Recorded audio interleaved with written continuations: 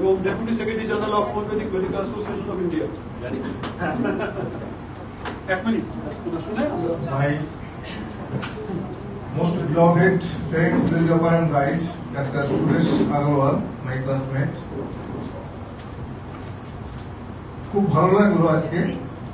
প্রচন্ড চঞ্চল জীবন, প্রচন্ড রেস্টলেস জীবন, এইভাবে প্রায় 1 ঘন্টা চুপচাপ বসে থাকার মতো আমরা মানুষ নই, বিশেষ করে আমিও না। কিন্তু পরপর কয়েকদিনই আসছে, আপনারা দেখছেন সমস্ত কাজ শেষ করে দিয়ে, সমস্ত কিছু বন্ধ রেখে দিয়ে এই সময়টুকু আমি চেষ্টা করছি রাখার জন্য, নিজের ভালো থাকার জন্য, নিজেকে আনন্দে রাখার জন্য, আর সেই সঙ্গে আপনাদের প্রত্যেককে ভালোবাসা এবং আনন্দে থাকার জন্য যে প্রচেষ্টা, যে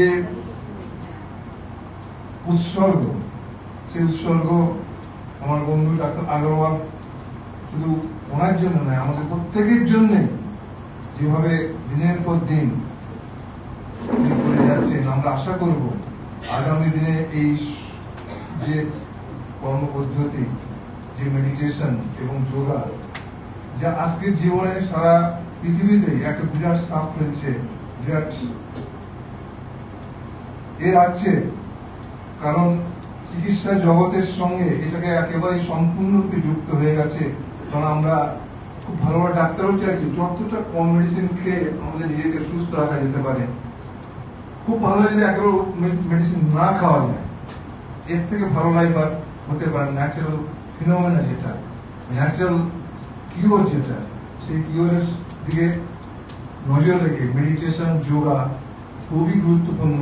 এবং যার জন্য আমি ডাক্তার সুরেশ কুমার আগরওয়ালকে আর একবার ধন্যবাদ জানাচ্ছি। তার ডাক্তার হওয়া সত্ত্বেও তিনি কিন্তু এই সিস্টেম, ন্যাচারাল সিস্টেমটাকে প্রচন্ড ভাবে আঁকড়ে রেখে সবার কাছে পৌঁছে দেওয়ার চেষ্টা করছেন। আমি আশা করব তার প্রচেষ্টা, উজ্জীবিত মনোভাব এটা আরো বেশি এগিয়ে চলুক এবং তার দীর্ঘ জীবন কামনা করতে। এই জন্যই তিনি দীর্ঘ জীবন থাকলে আমরা এই ধরনের অনেক কিছু শিখতে পারবো, অনেক কিছু জানতে পারবো এবং আমরাও আমাদেরকে লাইফটাকে অনেকটা ভালো রাখতে পারবো। এইটুকু বলে আরেকবার সবাইকে ধন্যবাদ এবং ভালোবাসা জানিয়ে আরো ভালো করছি। ধন্যবাদ।